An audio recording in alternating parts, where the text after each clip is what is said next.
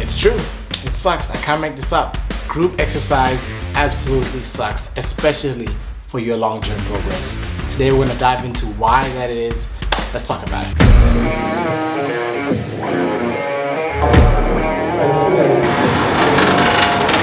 It's just a little bit harder. How did you make it like than being put?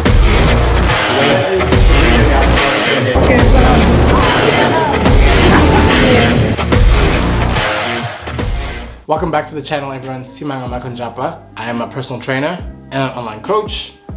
Thank you for coming back to the channel. Like I said, today we're going to talk about why group exercise sucks. I'm going to give you guys 5 reasons as to why it sucks. Now, I want to preface this video quickly by saying I work in a gym. I'm friends. I know group exercise instructors pretty well.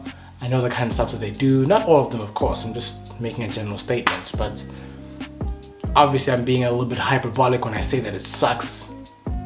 But I do firmly believe that it's not the best thing for your long-term progress. And again, I want to make sure that I say this at the beginning of the video. Doing some exercise is always going to be better than doing absolutely nothing and sitting on the couch and eating potato chips. Okay, so I want to get that out there.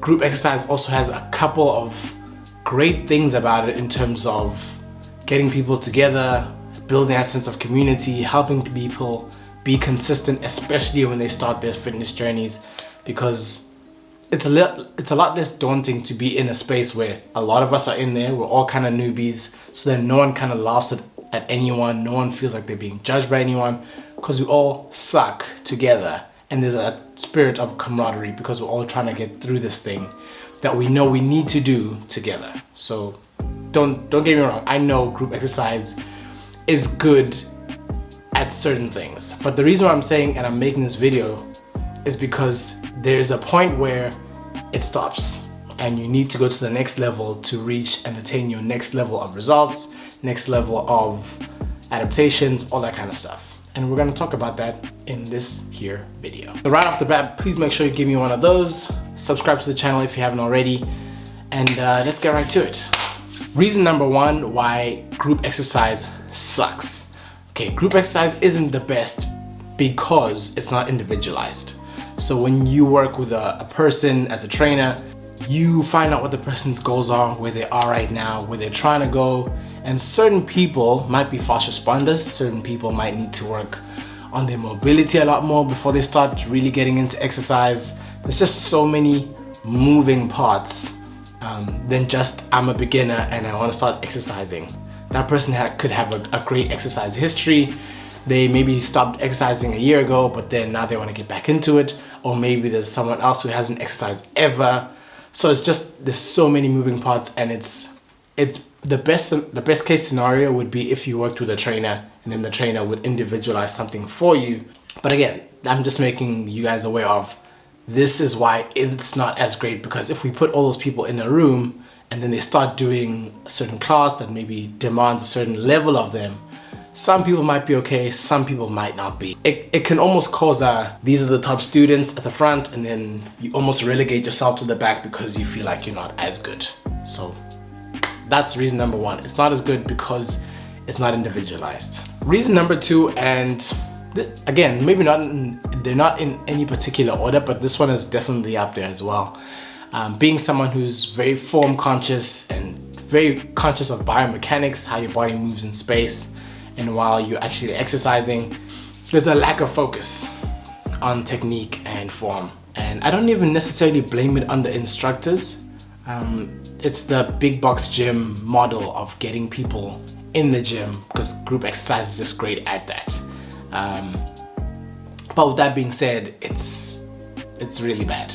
Like, because the instructor there's only one instructor and there's about, let's say, 15 people there, there's no way I can, troubleshoot everyone's form on site, because time is running out. Maybe we'll have 45 minutes to an hour to complete the class, and certain people at certain levels, again, referring to reason number 1, are kind of getting cold and they're kind of getting disinterested because it's taking too long, and now I'm taking too long with someone who's a little bit further back and needs a little bit more love and care and attention.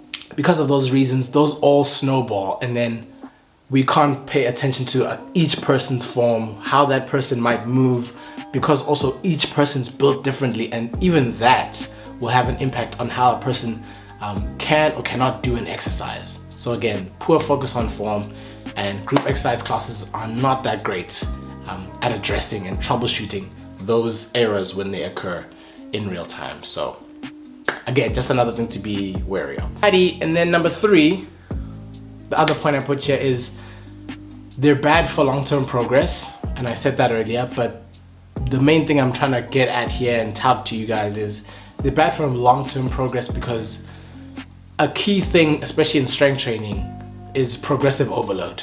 And if I'm training 15 people at a time, there's no way I can make sure that everyone's progressing at the same rate, because people are different goals, different backgrounds, different biomechanics. Like, there's just so many moving parts. There's just no way I can make sure that everyone's progressing at the optimal rate that they're supposed to be progressing. So if we're doing classes, we're doing a squat for whatever reason, Miss Jackie over there isn't doing too well, her squat needs to be improved, and maybe her mobility just sucks and she's not even at a place where she can squat with something on her back yet, whereas Janice over there is doing absolutely well and she's doing ass to grass squats and her mobility is perfect. Now there's a, okay, do I continuously focus on her? Do I focus on her? So that element of not being able to focus on one thing and progressively overload properly for each individual, again, makes it not optimal for everyone. So it's not the optimal solution for Janice because it's holding her back, but it's also not the optimal solution for Miss Jack. Did I say Jackie or Jackson? I think I said Jackie. But for Miss Jackie over there, because now she's not getting what she needs to get out of the class in order to progress anyways. So yeah, just a double whammy of terrible or terror. Okay, point number 4 is that there's normally an over focus, and again, another preface here is not all classes are like this. Obviously there's a yoga class, Pilates class, and all those other different types of classes that aren't as bad, but still there is an element of people at different levels, and the bigger the class gets, the less attention we're able to give, and adaptations we're able to garner from each person at their optimal rate for their level. But again, I say this because a lot of classes, whether let's say it's a shape class, a pump class, whatever, something, especially if it has the word burn in it, those are the worst. But they overly focus on doing movements that are very intensive, movements that involve jumping up and down. Whether that person's doing it correctly or whatever, it doesn't really get focused on. It's more so about, okay, my watch says I burned so and so many calories, so that means I'm doing good, right? And how many people have you seen, and how many people do you know who attend classes like that, who go to those classes religiously, and then at the end of the year they still look the same? You know, exercise is awesome because at the end of the workout you feel like you did something and all that, but at the same time you want to get something from all that work that you're giving. And too often I see that when people do classes, especially those types of classes, and then they don't get anything at the end of the year of putting in all that work. You want to be like, I put in all this work and I can actually visually see why I put in the work. You want to have that positive feedback, and you want it to be like almost overflowing of, I know I'm going in the right direction. So again, when it's overly focused on calories, it's not great, because then you're also being taught the wrong things. So yeah, and especially because there's only so many calories you can burn at a certain point. You're not just going to keep burning more and more and more, which we've talked about this in previous videos, and I'm going to see if I can link one of the videos I've talked about a similar sort of subject up here somewhere. Okay, point number 5, and I feel like there's so many more, but I'm going to end the video here. Point number 5 is that these kind of classes can sometimes lead to unnecessary comparisons within the class.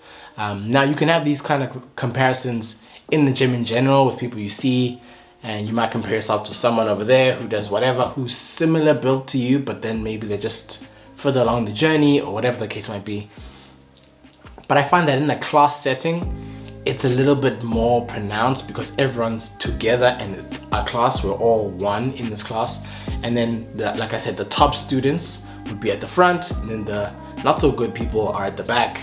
And then it's almost known that Janice is always at the front because Janice is really good. And then if you like Miss Jackie and you kind of suck, you're kind of like, Janice has it all together, you know. If only I was like Janice, how do I get to be like Janice, that kind of thing, so I can also perform and the instructor can like me in the class, all those kind of things that are super unnecessary and I feel like don't ameliorate the person's journey, fitness journey in the long run. Of course, these are not things that happen all the time, and there's nuance, like I always say, but this is something else that I do find is very prevalent in group classes.